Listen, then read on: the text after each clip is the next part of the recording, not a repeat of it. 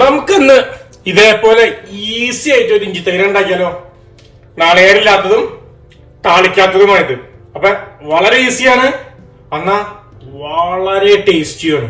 അപ്പൊ സമയം കളയേണ്ട, ഉടനെ വീട്ടിലേക്ക് പോവാം. ജോസ് മോസസ് കിച്ചൺ. നമുക്ക് ഇഞ്ചി തൈര് സൈഡ് ഡിഷ് ആയിട്ടൊരു 3-4 പേർക്ക് കഴിക്കാം കേട്ടോ. അതിനുവേണ്ടി ഇഞ്ചി 1/4 കപ്പ് ഫൈനായിട്ട് ചോപ്പ് ചെയ്യുക.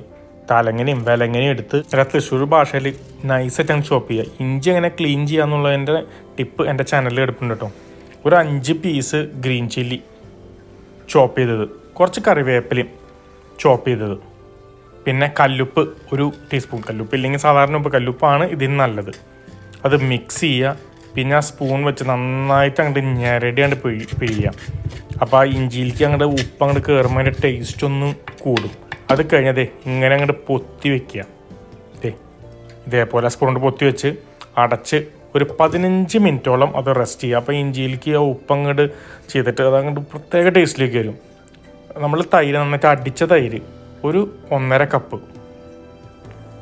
ആ ഇഞ്ചിയിലേക്ക് അങ്ങോട്ട് ചേർത്ത് അങ്ങോട്ട് കൊടുക്കുക. അല്ല, കട്ട തൈരായിരിക്കണം കേട്ടോ, പുളിയുള്ളത്. അപ്പോഴാണ് ടേസ്റ്റ് കിട്ടുള്ളൂ. അത് കഴിഞ്ഞാൽ ഒരു സ്പൂൺ ഉപയോഗിച്ച് അതങ്ങോട്ട് നന്നായിട്ട് അങ്ങോട്ട് മിക്സ് ചെയ്ത് കൊടുക്കാം.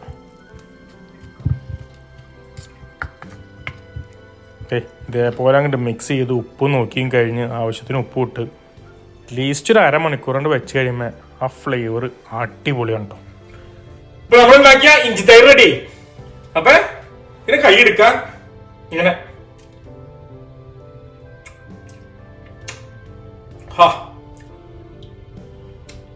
ആ കേടിന്റെ തണുപ്പും ആ ഇഞ്ചിയും പച്ചമുളകിന്റെ എരിവ് വരുമ്പോ ഇതൊരു വേറെ ലെവലാ.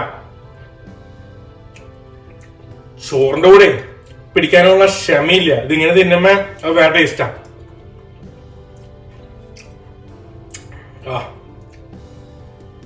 അപ്പൊ നിങ്ങൾ ആസ്വദിച്ച് തിന്നുമ്പോ എന്നെ മറക്കല്ലേ, ഒന്ന് സബ്സ്ക്രൈബ് ചെയ്തേക്കെ.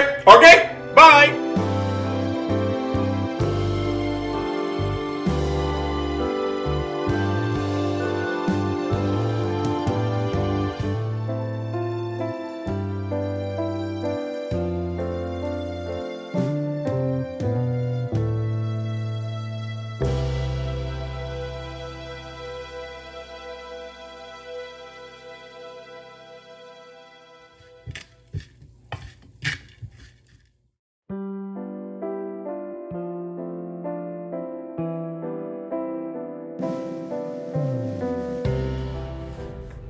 നിങ്ങള് ഈ റെസിപ്പി ട്രൈ ചെയ്തിട്ടുണ്ടോ? ട്രൈ നോക്കണേ. അപ്പൊ ഇതോ നോക്കണേ, ഈ റെസിപ്പി നിങ്ങളും ട്രൈ ചെയ്ത് നോക്കണേ. പിന്നെ ഇതും മറക്കല്ലേ.